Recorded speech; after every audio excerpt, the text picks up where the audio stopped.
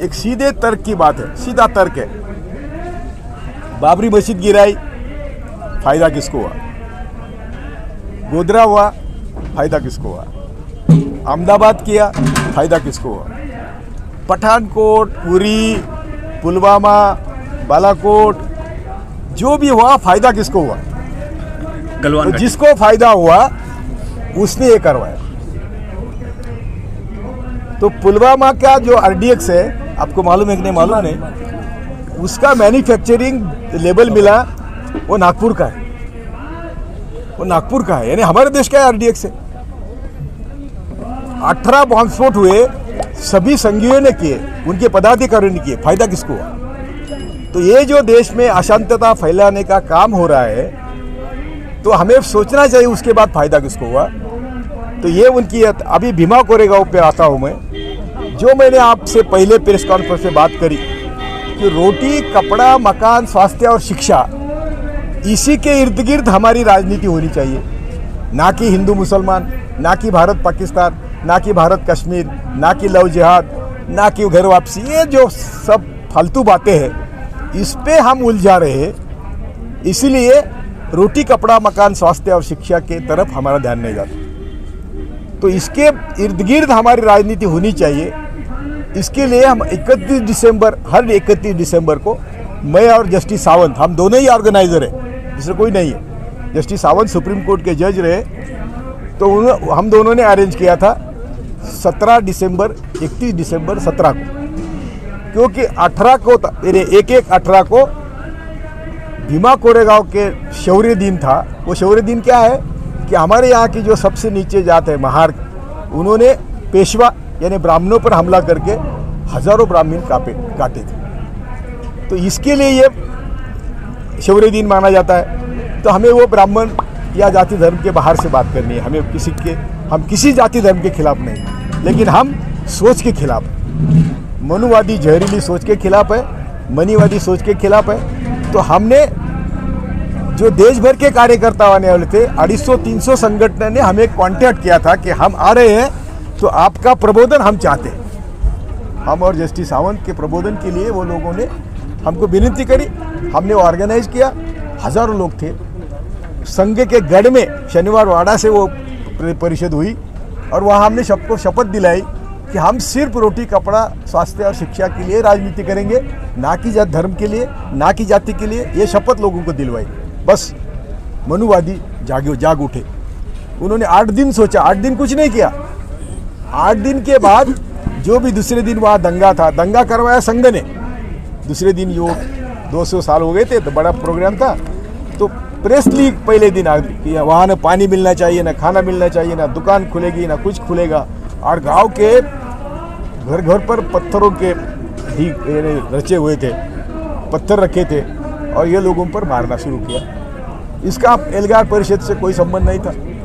और एल्गार परिषद के बाद 8 दिन के बाद जब 2 आरोपियों का नाम निष्पन्न हुआ, वो दोनों संगी थे, तो उनको बचाने के लिए एल्गार परिषद को आगे करके ये सब देश भर के जो इंटेलेक्चुअल्स हैं, ये रोना विल्सन का जो अभी मैं आप बता रहा हूँ बाद में, ये सब देश भर के वैचारिक विरोधकों को एल्गार परिषद के नाम से बहाने से अंदर लेना शुरू किया।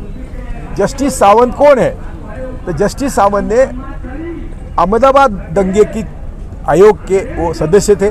जस्टिस कृष्णा अय्यर, जस्टिस सावंत और जस्टिस सुरेश, इन तीनों ने अहमदाबाद दंगे का आयोग की जांच करी थी, और उन्होंने रिकमेंड किया था कि मोदी, शाह और उनके गैंग को किसी हालत में मास मर्डर में प्रोसिक्यूट करना चाहिए, और इनको किसी हालत में किसी भी संविधान पद पर नहीं बिठाना चाहिए। ये उनका रिकमेंडेशन था। ये रिकमेंडेशन तो जस्टिस सावंत एल्गार परिषद के ऑर्गेनाइजर है, तो उनकी भी थोड़ी बदनामी हो जाए। कोलसे पाटिल तो हमेशा मैं मोदी शाह को हमेशा खूनी कहता हूँ, क्योंकि मेरे गुरु ने कहा, इसीलिए कहता हूँ। तो वो भी, तो उनको ये रिवेंज लेना था। इसलिए ये सब लोगों को अभी क्या हुआ कि हम पहले दिन से बोल रहे हैं कि जिनको एल्गार परिषद के माध्यम से अरेस्ट किया वो 100% झूठ है, क्योंकि उनका हमारा संबंध ही नहीं, ना हम कभी उनको मिले हैं, ना उनके आइडेंटिफिकेशन परेड में भी हम उनको पहचानेंगे। तो फिर उन्होंने अरेस्ट किया। उनके कंप्यूटर में सब एक का कंप्यूटर है 2007 का, उसमें 2010 और 13 का डेवलप्ड ये क्या बोलते हैं उसको, प्लॉटिंग किया।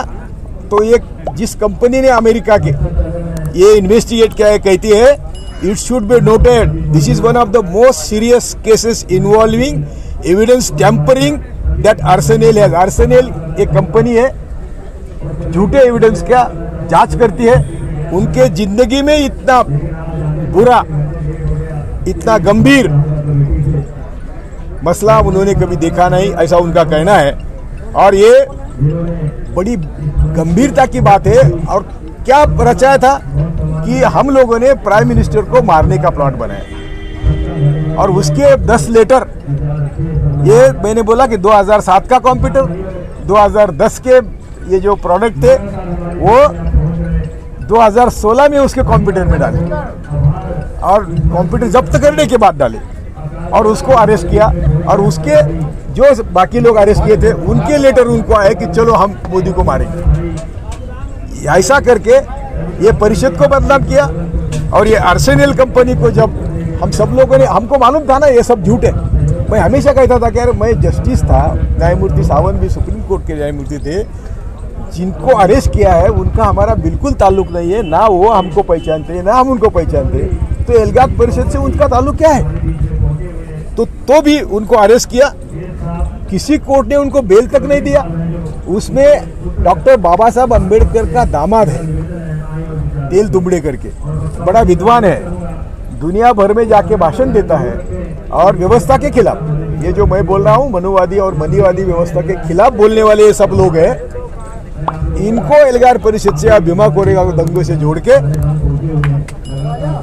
उनके नाम से एक दूसरे को 10 लेटर प्लांट किए की कंप्यूटर में, और इसमें से निचोड़ निकला ये सब मोदी शाह को। अभी आपका लाल किले का, मैं तो कहता हूँ बाबरी मस्जिद से लाल किले तक जो भी हुआ उसका फायदा किसको हुआ, और जिसको फायदा हुआ उसने करवाया, इसके लिए क्या लॉजिक की जरूरत है? तो ये किसान आंदोलन को बदनाम करने के लिए भी उन्होंने बहुत कोशिश करी। और वो कौन सिद्धू लाल किले पर भेजा, जा नहीं सकता, चीटी भी जा नहीं सकती लाल किले पर। इतना बंदोबस्त होने के बावजूद वो ऊपर गया, झंडा लगाया और किसानों को बदनाम करने की कोशिश करी, लेकिन वो उल्टा हो गया। यदि मैं जज होता, देखो जिस दिन बाबरी का निकाल आया ना 9 दिसंबर 2019 में निकाल आया जस्टिस, तो मैं रात को मेरा डिसीजन लिख के रखा था। यदि मैं जज होता तो क्या करता, तो मैंने लिख के रखा था कि ये जमीन मैं किसको नहीं देंगा, ये जमीन नेशनल मॉन्यूमेंट के लिए देंगे, ना हिंदू को देंगे ना मुसलमान को देंगे, ये झगड़े को हमेशा के लिए खत्म करेंगे। ये मेरा डिसीजन था।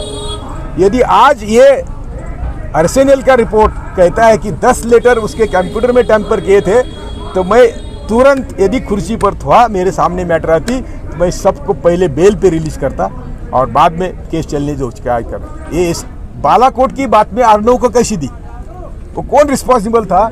और बालाकोट करने के और पुलवामा होने के बाद वो जो खुशी मना रहा था अर्नव, इसका मतलब क्या है? इसका मतलब मैं यही कहता हूं कि पुलवामा भी हमारे मन में शंका है, हम गलत होंगे, आपने करवाया, और बालाकोट के लिए भी आपने तैयारी करवाई, क्योंकि आने वाला इलेक्शन आपको जीतना था। आप सिर्फ इलेक्शन के लिए काम करते हैं, ना कि समाज हित में, ना कि देश हित में, ना कि किसान या दिहाड़ी मजदूर के हित में काम करते हैं। आप सड़के मरेंगे, बाकी कुछ नहीं। इस खबर को अभी लाइक करें, शेयर करें, अभी चैनल को सब्सक्राइब करें और घंटी जरूर दबाएं।